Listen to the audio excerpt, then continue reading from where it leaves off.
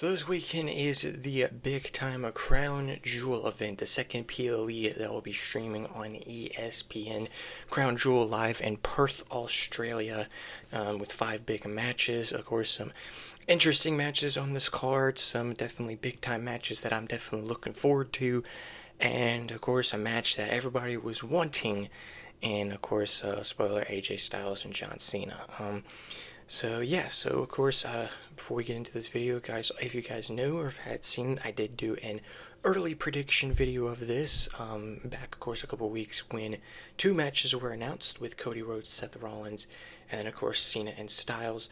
If you guys haven't watched that video, definitely go check it out. I'll probably leave the link down in the description below if you guys want to check out what my earlier predictions were after these final predictions. So these are sort of my final predictions, coming with, of course, the show coming up this weekend on Saturday morning for me, which, of course, it's Saturday night for the people in Australia, but for me, it'll be Saturday morning, because the show won't start until like 7 or 8 o'clock in the morning, so I will still try to watch it, even though I will be tired and want to sleep in on a Saturday morning.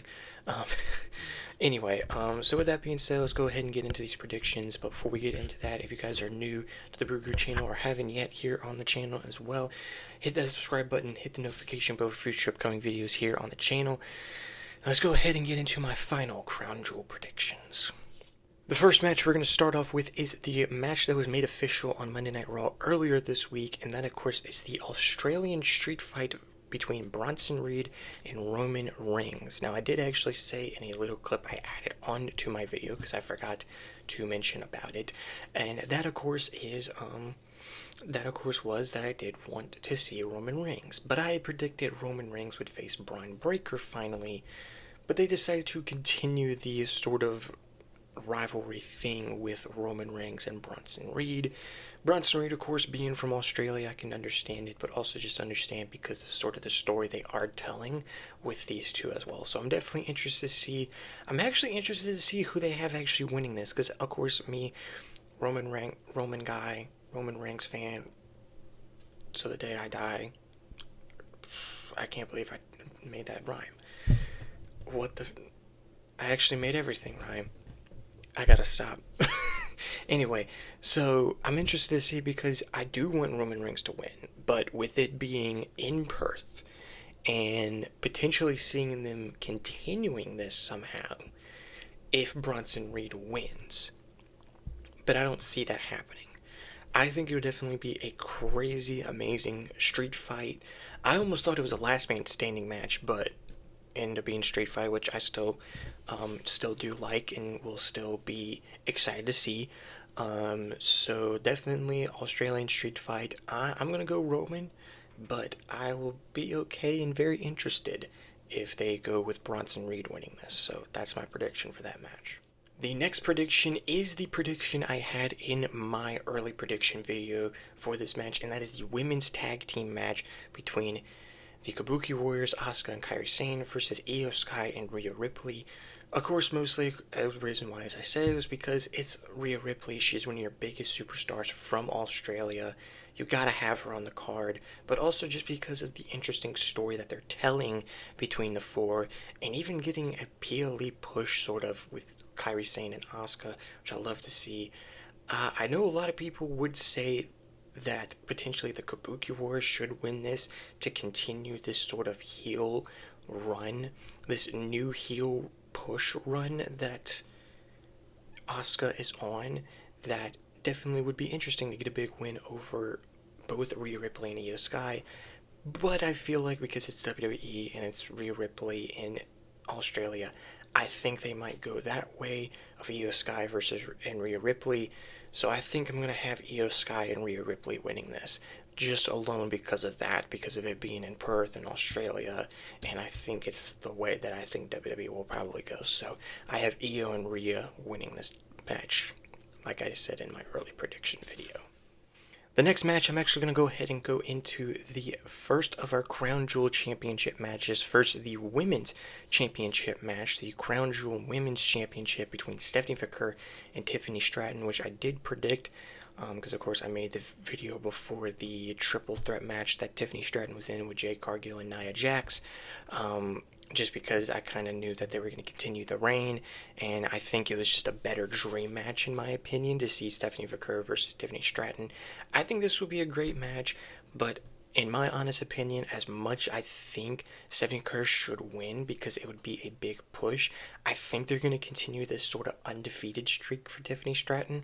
But really, this is sort of a match I would say I'm okay going either way, because either way, it's going to be big for either one's career, especially for Stephanie Kerr with how amazing 2025 has been, and even for Tiffany Stratton with how amazing 2025 has been and how her reign has been as well. I know there's fans not really liking that she's a babyface during this run, but it is what it is. But I kind of go either way with it, but I'm kind of leaning more towards Tiffany Stratton winning, because I feel like they're going to continue her 2025 undefeated streak alive. So I got Tiffany Stratton probably winning this, but I'll be okay either way. Now, this next match is, of course, not the other Crown Jewel Championship match, because I believe it is official that that match will main event. We'll get to that in a minute. But the next match is, of course, the match that mostly was not even made official by WWE just because they wanted to do it. It's actually made official by the fans. Made happen by the fans and even by John Cena and AJ Styles themselves. That, of course, is the one final showdown between AJ Styles and John Cena. I did say that I want John Cena to win, and of course I talked about this match in my early prediction video as well, but just kind of talk about it again. If you guys have not watched any of these epic classics that these two men have had throughout the years, especially back in 2016 and the one match in 2017 on SmackDown, go check out those matches. It's some of my favorite wrestling matches, especially the SummerSlam and Royal Rumble ones are amazing. Amazing rivalry. The dream match that nobody thought was ever going to happen, Mr. TNA versus Mr. WWE, it's going to be happening for one final time that the fans wanted. Since this retirement tour started, AJ Styles was one of the wrestlers that fans wanted John Cena to face during this tour one final time. And they finally get it. It's finally going to happen. Of course, there's no build-up or anything, but it kind of does beg the question, because John Cena wasn't going to be on a Raw or SmackDown going into Crown Jewel, but he was scheduled for Crown Jewel. So it mostly kind of makes the question, was this the plan all along, or was there something else? That is sort of a question, but going back to the match, as I don't want to get too much into that, going back into the match, I do say I have John Cena winning this, but I'm ready for this match because I am just ready to see what they do. Are they going to pull off a classic like Royal Rumble, that would top Royal Rumble or their SummerSlam Classic? Probably not, but I feel like they'll put on a really great match. And again, I got John Cena winning this match. And finally, of course, is the main event, which I'm pretty sure will be the main event, is, of course, Cody Rhodes versus Seth Rollins for the Crown Jewel Championship. And I believe I did say this in my early prediction video, that just because of how this rivalry is, and especially of how these past few weeks have been on Raw and SmackDown, with Cody kind of being in Seth Rollins' head of him never beating Cody Rhodes, never winning against Cody Rhodes, and even asking the question to Paul Heyman on Monday Night Raw, what happens if I don't beat? And Paul Heyman saying he's not going to be looked the same way by Braun or Bronson, and Paul Heyman will question himself why he chose him over Roman. So with the build-up like this and a message like that from Paul Heyman, Seth Rollins has to win this match. Because I feel like it will not only be big for his career, which, I mean, is already a Hall of Fame level career in my opinion, but it would be a big, big win for what has been an interesting 2025 for Seth Rollins, who's been right now one of the top stars for this year, and especially on Monday Night Raw. And I'm definitely looking forward to this match. I remember watching all three of their matches back in 2022, especially that Hell in a Cell match. Unbelievable match. Finally get to see these two go at it one-on-one.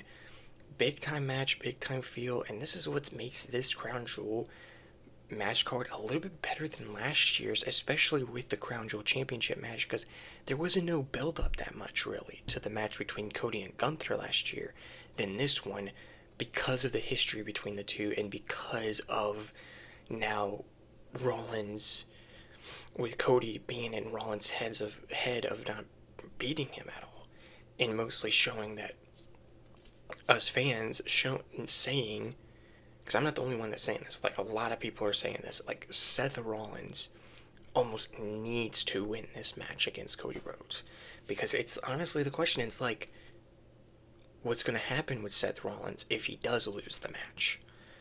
So either way, it's going to be interesting, but I'm going to have Seth Rollins winning this match and being your new men's Crown Jewel champion.